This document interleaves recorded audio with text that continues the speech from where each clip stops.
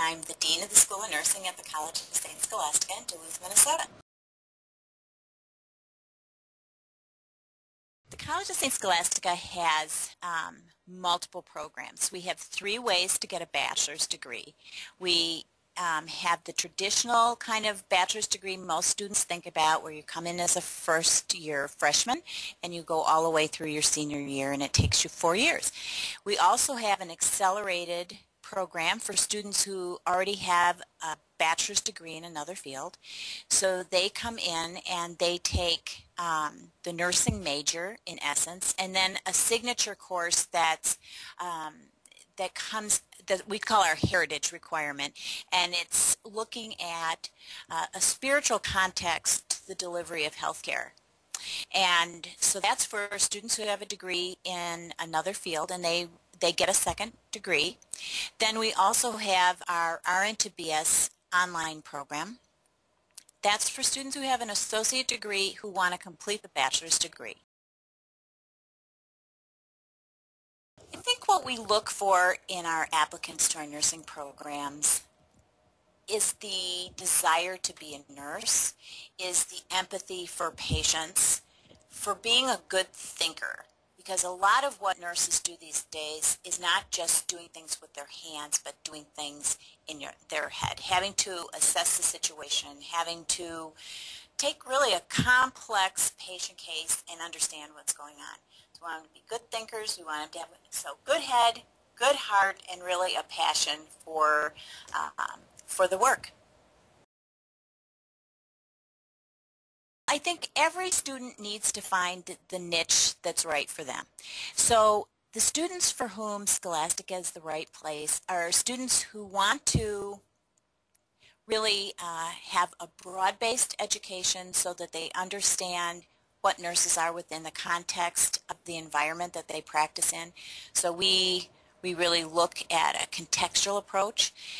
We have specialty focuses in 2 areas. One is that we are very much focused on providing a nursing workforce for a rural environment, and also we are very good at delivering healthcare education within a health information technology-based environment. A lot of nurses going forward are going to have to use technology in their practice, and we have a very strong health information management department here, and so in collaboration with them, we have really developed a lot of expertise in looking at technology in addition to the nursing majors. I think that the most exciting things are really that we are moving to do more what we call hybrid education, which is that combination of online learning that's really very flexible for the students wherever they are. Whether they're traditional students who want to listen to a lecture over again or who want to participate in a different way, having the flexibility to get your education in your pajamas with a cup of coffee or at a time that works for you around your schedule, whether it's children, another job, whatever it is. I think that those are some of the things that I would really encourage people to look at us for. We really try to take that working person and make it possible for them to further their education. I have been doing work in rural nursing for over 20 years, and I really was taught by my rural nursing colleagues here about what rural nursing is like. And so we, I think, have done a very good job of taking the wisdom of the folks who were in it and putting that into our educational programs so that we prepare students to be able to practice in that environment. In the urban environment, the nurse from the hospital base or in a clinic practice at a more graduate level has to be a little more nimble, has to be more flexible. If you're the nurse that's on in a small rural hospital, you may be covering the ER, you may be delivering babies, you may be working with the patient who's in congestive heart failure. You get a little bit of everything. You get to be really a super generalist. And for people who like variety and like to deal with patient populations of various ages and stages and that kind of thing, that's a really great fit. Um, what's different about that from an urban environment is that many people who are in an urban environment really do a lot of depth in a specialty area. They may say, I'm really passionate about cardiac nursing. I'm really passionate about pediatric intensive care. That practice environment happens more in an urban setting. It doesn't happen as much in a rural setting. Some of the pluses of working in a rural area and some of the things that people need to bring to it is you really need to be warm, you need to be friendly, you need to be able to work in a team. You're going to see the patients that you take care of in the grocery store, in church, at PTA meetings. There's not the same anonymity. So for people who like that, that's a really big advantage. So you have to be comfortable seeing somebody in both your social world and in your professional world and be able to have those boundaries be comfortable.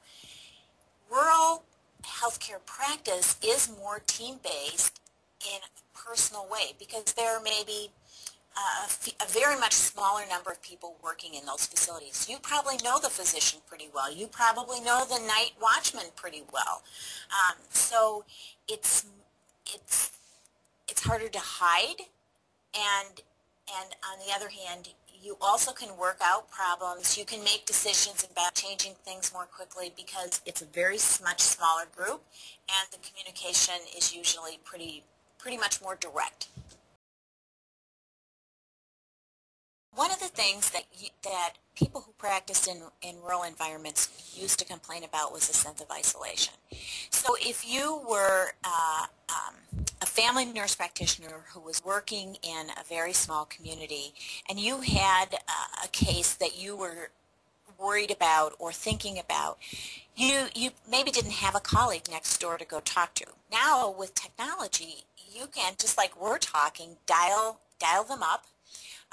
You can do consults. You can actually, telemedicine allows you to show someone else a picture of whether it's a symptom that you want them to see, whether it's talking to the patient. Technology allows those practitioners to have more access to other practitioners in a way that feels as cozy as the kind of nurses who want to work in rural communities like to have. So you can get to know those patients. You can get to know your providers. I think the other thing that's critical about the use of technology is that rural health care is a safety net for those patients. And if you don't have access to the continuum of care, so those patients, if they have cancer, they're going into an urban treatment center and then they're coming back to you for their therapy. If you don't have good access to that information, you really can't deliver as good a care. I think what would surprise them is that I think that oftentimes rural health care is seen as second-class care, that it's just the simple stuff or that it's not quite as good as. And I think especially with the assistance of computers and technology and video conferencing and all of that, it's every bit as good, or has the potential to be every bit as good as the kind of care you'd get anywhere else. And I think people would be surprised about that. I think they think that rural health care is just the simple, easy stuff and it'd be very boring. And it's really not, especially because you have so much variety. I think that nursing is going to have a much larger role in rural health care than they've had 20 years ago. I think it's 10 years ago, it was on the increase. We've seen nurse practitioners providing much more of the primary care in those rural settings.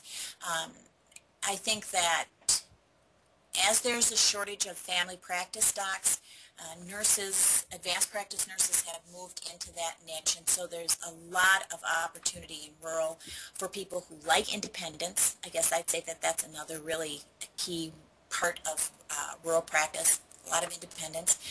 Um, the other thing that I think is an opportunity in rural is how we develop our healthcare system. We're going to need more teaching, more prevention, more health promotion. This is a great role for nurses. We're already educating nurses to do this work. So in those rural communities, there's going to be a really interesting evolution of working the dotted lines between health and illness, and working in that in-between area where somebody is trying to stay healthier, get healthier, um, manage a chronic illness. Those are some of the real opportunities in rural, because rural has to be flexible, it has to be nimble, and the workforce shortages will provide great opportunities for people who want to take that on and want to be independent.